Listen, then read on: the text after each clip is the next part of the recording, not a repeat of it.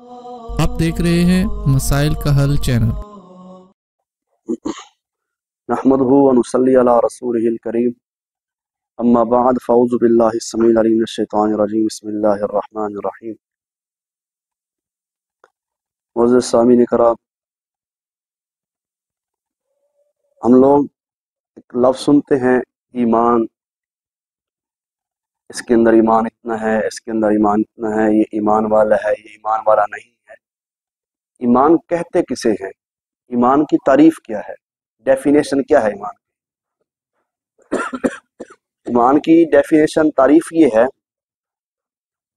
इकरार बिल लिसान, तस्दीक बिल कल्ब, अमल बिल जवारिह। इन तीन चीज़ों का नाम ईमान है। इनमें से एक भी कम है तो ईमान नहीं है, कमज़ोर है। इन तीन चीज़ों को मिला के फिर ईमान बनता है। इकरार बिल लिसान मतलब सबसे पहले अपनी ज़ुबान से इकरार करना।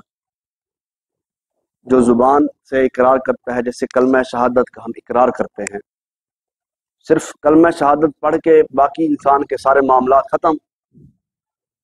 सिर्फ ज़ुबान से कह देना बाकी मामला ख़त्म नहीं, ज़ुबान से इकरार भी ज़रूरी है। उसके बाद तस्दीक बिल कल्ब, अपने दिल से उसकी तस्दीक भी करनी है। अब एक शख्स कहता है नमाज है, पढ़नी भी फर्ज है, लेकिन पढ़ता नहीं है। मानता भी है, जुबान से इकरार भी करता है, दिल से तस्दीक भी करता है, लेकिन अमल बिल जवारिह, ईमान नमाज पढ़ता नहीं है, तो फिर उसका ईमान पूरा नहीं है। क्योंकि ईमान की जो डेफिनेशन बन रही है ना, वो उस पर पूरा उतर नहीं रहा ना।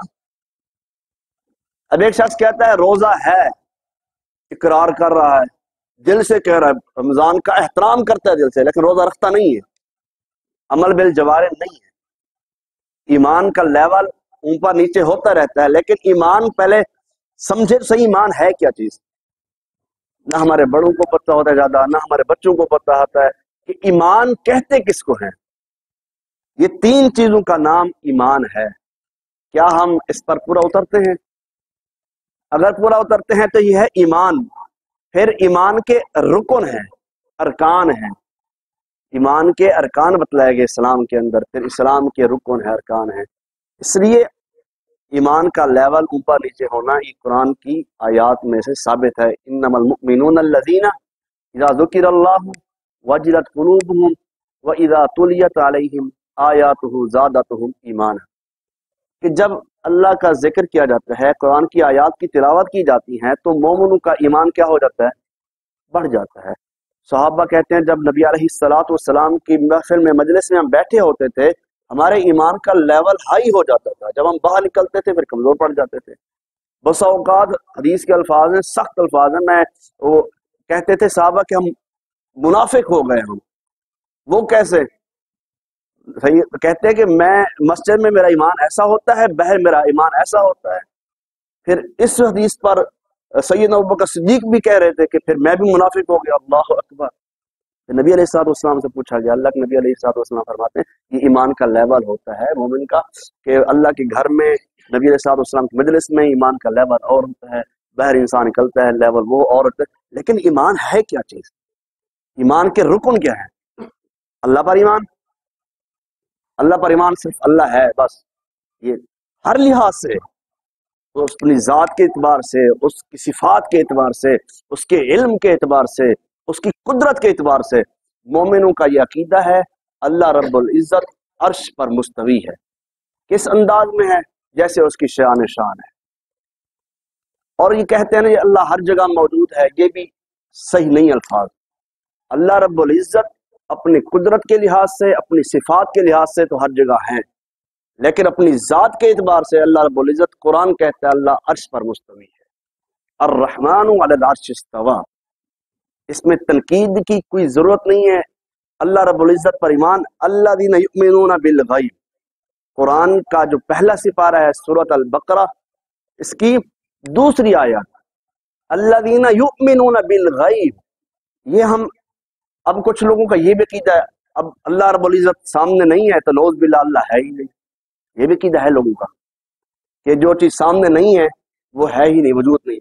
لیکن مومن کا یہ ایک عقیدہ ہے، الذین یؤمنون بالغیب ویقیمون الصلاۃ۔ اب دیکھیں سب سے پہلے ارکان ایمان میں سے اللہ پر ایمان، پھر اس کے فرشتوں پر ایمان، پھر اس کی کتابوں پر ایمان، پھر اس کے رسولوں پر ایمان، پھر آخرت پر ایمان، پھر تقدیر پر ایمان، اچھی بری۔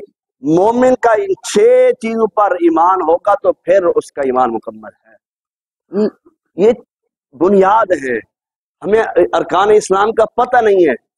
ہاں ہیں ہم مومن ہیں ہمیں، لیکن اگر حرمت رسول کی بات آ جائے تو قتل کرنے پہ آ جاتے ہیں، لیکن ہمیں جب ہم بات حدیث سن لیتے ہیں پھر اس پر عمل نہیں کرتے۔